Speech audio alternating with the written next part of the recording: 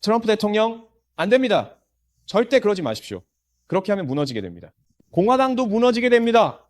그쪽으로 가기만 해도 중간 선거에서 패배하게 될 것입니다. 그러지 마십시오.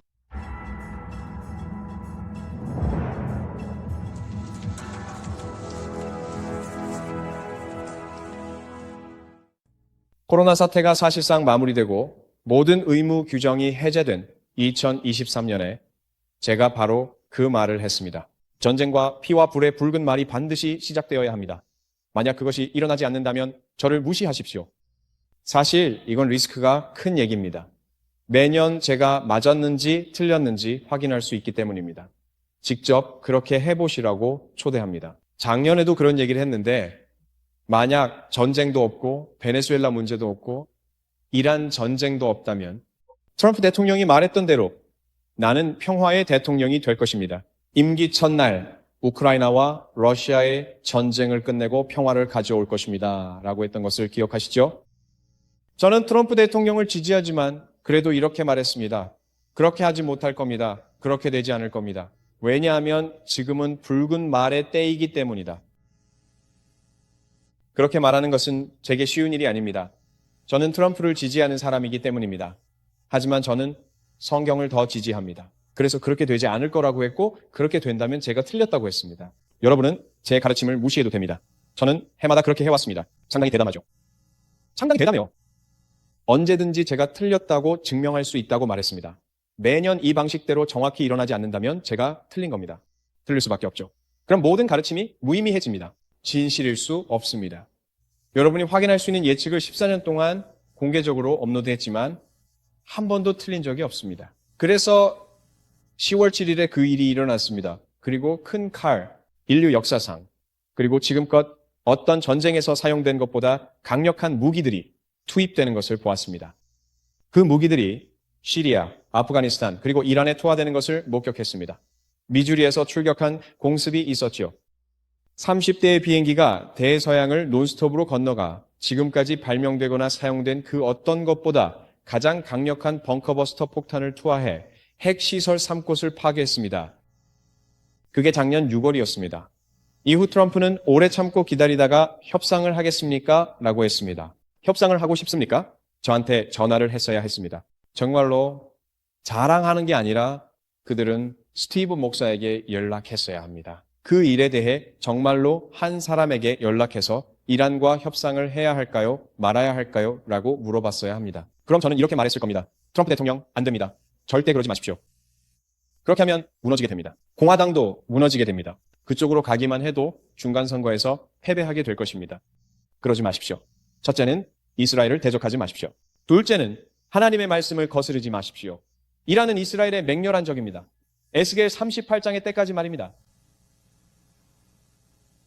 만약 하나님 보시기에 영웅이 되고 싶다면 이란을 끝장내십시오. 다른 대통령이 그들을 다시 살리게 하십시오. 다른 대통령이 나쁜 사람이 되게 하십시오. 이란과 협상하지 마십시오. 하지만 아시다시피 사람들은 자신을 유명하게 만드는 일을 합니다. 그의 유명한 책은 거래의 기술입니다. 그래서 그는 마치 그 책을 쓴 것처럼 나라를 운영하고 있습니다. 그렇게 해서는 안 됩니다. 성경을 봐야지 자신의 과거나 경험을 의존해서는 안 됩니다.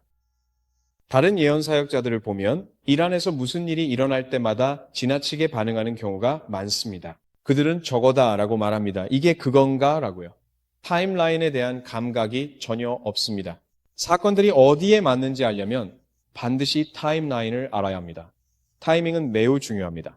이것은 에스겔 38, 39장이 아닙니다. 그리고 저는 작년에 베스트셀러 예언서 저자들이 더 많은 책을 팔면서 사람들을 겁주고 에스겔 38장이 문 앞에 있다고 말할 때도 그렇게 말했습니다.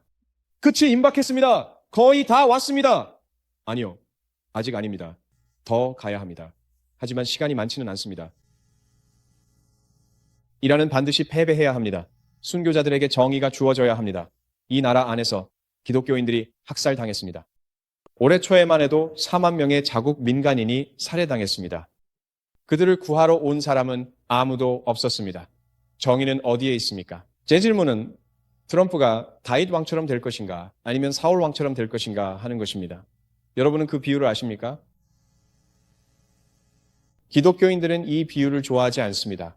왜냐하면 사울 왕은 아말렉 사람들에게 완전한 정의를 내리지 않았기 때문에 버림받았기 때문입니다. 그는 자비를 베풀었습니다. 다윗은 하나님의 마음에 합한 사람이었습니다. 왜냐하면 그는 완전한 정의를 실현했기 때문입니다. 저는 정의에 대해 가르칩니다. 이번 컨퍼런스에서는 가르치지 않습니다만 만약 여러분이 정의를 이해하지 못한다면 하나님의 마음에 합한 마음을 가질 수 없습니다. 이건 이상한 일입니다.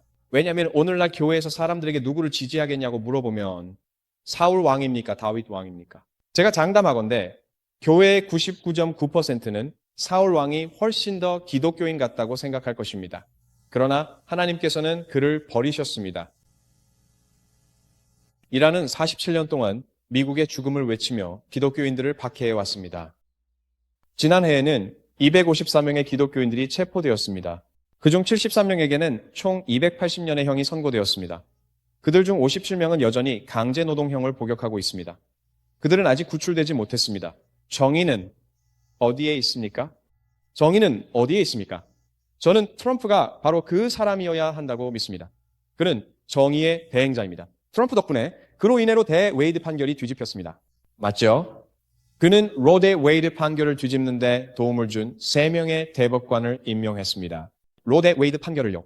그의 사명은 정의입니다. 그가 정의에 충실하면 그는 은혜롭고 기름 부음 받으며 축복받는 사람이 됩니다. 하지만 그가 그 부름에서 벗어날 때마다 그는 타격을 입습니다. 매번 그렇습니다. 그에게 일어난 모든 법적 공격과 일들은 저는 트럼프의 미완의 과업이라는 책에서 예측했습니다. 아마존에서 찾아보실 수 있습니다. 이곳에는 갖고 오지 않았는데요. 트럼프의 미완의 과업은 미국인들에게 필독서입니다. 이 책은 트럼프 개인의 이야기가 아닙니다. 그의 과와 올바른 방향, 그리고 성과를 다룬 책입니다. 미국을 구하기 위한 10가지 예언으로 그가 그 책의 원칙을 따를 때마다 큰 성공을 거두었습니다. 하지만 거기에서 벗어날 때마다 상당한 대가를 치러야 했습니다. 현재 소셜미디어에서 트럼프를 이런 인물로 묘사하고 있는데요.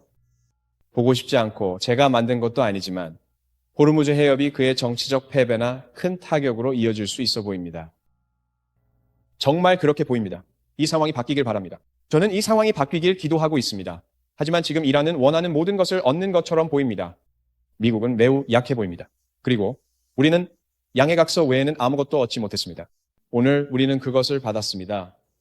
트럼프의 승리 선언은 양해각서에 불과합니다. 만약 여러분이 양해각서를 한 번이라도 체결해 본 적이 있다면 그 문서에는 아무런 강제력이 없다는 것을 아실 겁니다. 양해각서에 서명한다고 해서 여러분이 백만장자나 억만장자가 되는 것은 아닙니다. 좋은 첫걸음이긴 하지만 우리가 원했던 것을 얻지는 못했습니다. 우리는 어떤 약속도 핵 프로그램이 없을 것이라는 확실한 약속도 받지 못했습니다. 그들은 결국 핵을 갖게 될 겁니다. 에스겔 38장이 이를 보여주기 때문이죠. 트럼프는 갑자기 약한 모습을 보입니다. 저는 왜 그런지 이해할 수 없습니다. 그들은 핵무기를 보유하게 될 것입니다. 터키, 이란, 수단, 리비아가 공격하는 전쟁이 일어날 테니까요. 그리고 곡과 마곡은 미국인은 이걸 배우지 않았는데요. 하지만 주변국이라는 게 분명합니다. 그들은 모두 이스라엘을 증오합니다. 스탄 국가들입니다. 카자흐스탄, 우즈베키스탄, 투르크메니스탄, 아프가니스탄, 파키스탄, 이 모든 나라들이 이스라엘을 싫어합니다. 한편 미국의 목사들은 여전히 아마도 바티칸일 것이다 라고 가르치고 있습니다. 바티칸이 이스라엘을 공격할 거라고 생각합니까? 그럴 일은 없습니다. 비록 그들이 항상 이스라엘을 지지하는 것은 아니더라도 말입니다. 어떤 사람들은 프랑스, 브람솔, 이탈리아일 수도 있다고 말합니다. 아닙니다. 당신들은 잘못된 곳을 보고 있습니다. 곡과 마곡은 미국인들에게는 미스터리입니다. 왜냐하면 이스라엘과 오래된 적대관계, 의지리적, 역사적, 문화적, 그리고 종교적 배경을 제대로 보지 않기 때문입니다. 그들은 모두 바로 이웃 지역에 있으며 점점 세력을 키워가고 있습니다. 여러분이 올해 11월에 저와 함께 간다면 저는 카자흐스탄으로 선교 여행을 떠날 예정입니다. 우리는 재밌는 일들도 하고 여러분도 그런 여행에 함께 하면서 직접 가서 보면 그들이 실제로 부상하고 있다는 것을 보게 될 것입니다. 반면 미국은 쇠퇴하고 있습니다. 트럼프가 있는 동안에는 괜찮아 보일 수 있지만 그가 떠나고 나면 우리는 쇠퇴하는 나라입니다. 성장할 나라들은 이를 실행할 자금과 무기를 갖추고 있습니다.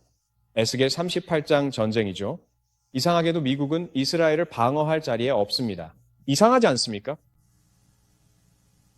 가장 강력한 군대를 가진 우리가 이스라엘을 방어하는 나라로 언급되지 않습니다. 분명히 우리는 매우 예상치 못한 무언가를 향해 가고 있습니다.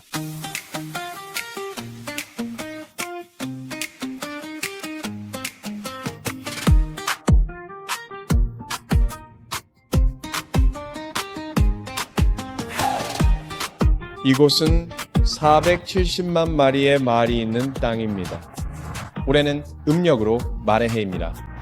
말의 땅에서 네 말이 말에 관한 책을 다루고 있으니 하나님께서 무언가를 말씀하시려는 것 같다고 생각합니다. 네, 때가 됐습니다.